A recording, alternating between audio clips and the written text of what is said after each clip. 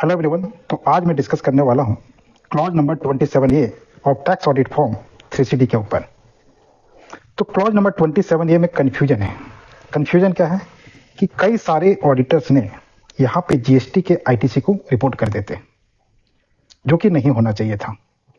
अब कन्फ्यूजन क्यों है, क्यों रिपोर्टिंग हो रही है, इसके बारे में थोड़ा समझ लेते हैं।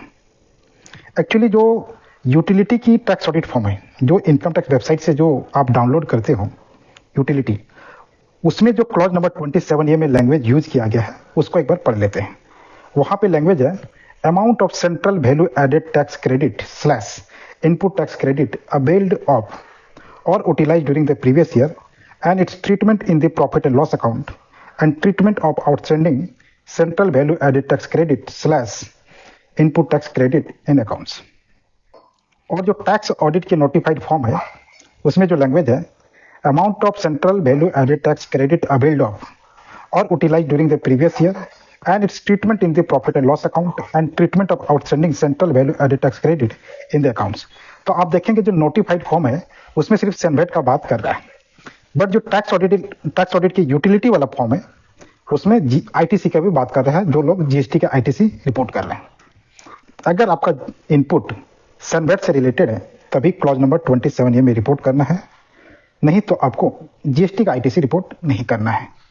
ये बात आईसीआई के जो गाइडेंस नोट है पैरा नंबर 47.9 में देखेंगे तो उस पैरा में क्लैरिफिकेशन किया गया है।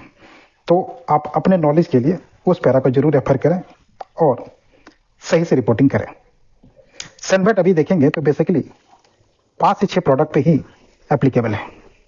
उसमें से petroleum crude, petrol diesel, aviation turbines, natural gas and tobacco वगैरह में है। सो अगर आप टैक्स ऑडिट की फॉर्म फॉर असेसमेंट ईयर 25-26 अगर फाइल कराएं तो मेक श्योर आप जीएसटी के आईटीसी को रिपोर्ट ना करें। अगर आपको रिपोर्ट करनी है तो सिर्फ सेनवेट की करें।